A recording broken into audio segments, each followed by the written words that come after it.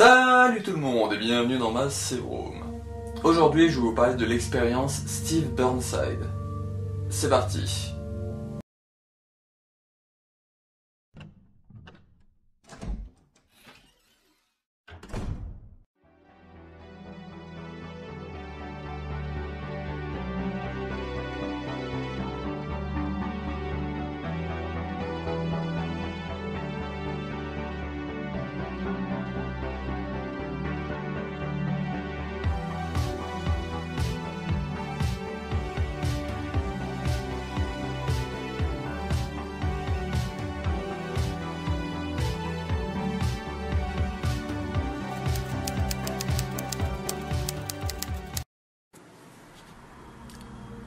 L'expérience Steve Burnside. Nom et prénom Steve Burnside. Nom de code Steve muté lors de sa transformation. Âge et date de naissance. Ça aurait été l'année de ses 40 ans car il est né en 1981. Taille 1m73. Couleur des yeux bleu. Couleur des cheveux brun. Groupe sanguin AB. Il n'a aucune affiliation à proprement parler. Ses missions connues sont Rockford Island en décembre 1998 et la base antarctique d'Umbrella en décembre 1998. Il n'a pas de spécialisation à proprement parler et son statut est mort à 17 ans le 28 décembre 1998. Info complémentaire. Il a un caractère impulsif. Son père travaillait pour Umbrella mais a vendu des données et informations sur l'entreprise. Un groupe de l'USS fut envoyé. La mère fut tuée, Steve et son père furent emprisonnés sur Rockford Island. Son numéro d'identification en tant que prisonnier était MFD 2872. Il s'échappera de sa cellule lors de l'attaque par HCF. Il rencontrera Claire Redfield. Ils se croisèrent plusieurs fois, Steve jouant un peu avec elle pour la draguer. Ils s'échappèrent ensemble en avion pour rejoindre la base antarctique.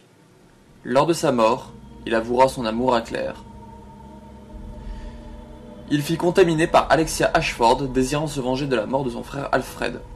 Il devint alors une créature massive attaquant Claire. Son corps servira à Albert Wesker, et donc HCF, pour se procurer le virus T. Veronica en version stabilisée surnommé virus T. Alexia, qui sera utilisé dans la confection des Jabberwock S3. La présence de Steve Burnside dans le canon de la saga se fait via Resident Evil Code Veronica en 2000, Resident Evil Code Veronica X en 2001, Resident Evil Survivor 2 Code Veronica en 2001 et Resident Evil The Dark Side Chronicles en 2009.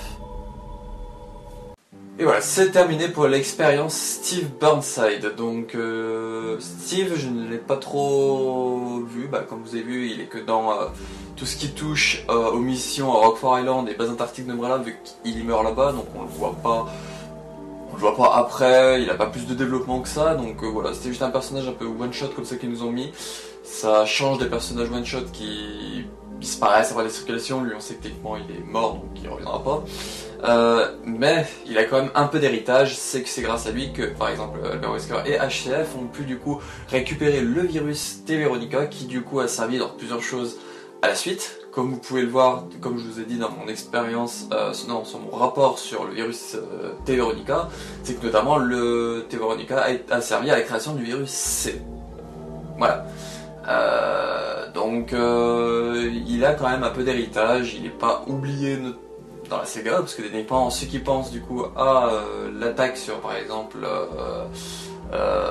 Ivy University, donc en 2012, donc Langchiang, tous les événements là-bas qui sont passés avec le virus C, c'est grâce au virus T. Veronica qui était présent dans le corps de Steve. J'ai pas grand chose du coup à dire sur ce personnage là, donc voilà, je vous laisse le texte là. Vous pouvez retrouver des expériences, je vous ai dit le rapport sur le virus T. Veronica si ça vous intéresse, il y a l'expérience Claire Redfield, l'expérience Chris Redfield, qu'est-ce qui est d'autre lié à tout ce qui s'est passé dans le Code Veronica, la famille Ashford, Alexia Ashford, Alexia, Alfred, donc qui est présent dans la famille Ashford. Il y a l'autre en j'ai oublié les noms. Je vous le marquerai là si j'y pense. Mais voilà. allez faire un tour dans la playlist qui s'appelle Resident Evil, Expérience rapport voix off Resident Evil, et vous retrouverez tous les épisodes que j'ai fait comme ça avec que les voix off, donc la partie qu'il y a eu avant avec juste les images comme ça en voix off, liées du coup à tout ce que j'ai fait sur la saga. Voilà, donc il y en a à peu près une trentaine d'épisodes à ce niveau là, donc voilà. Donc on se retrouve pour une prochaine expérience qui sera sur Rodrigo Juan Raval, et puis bah ciao.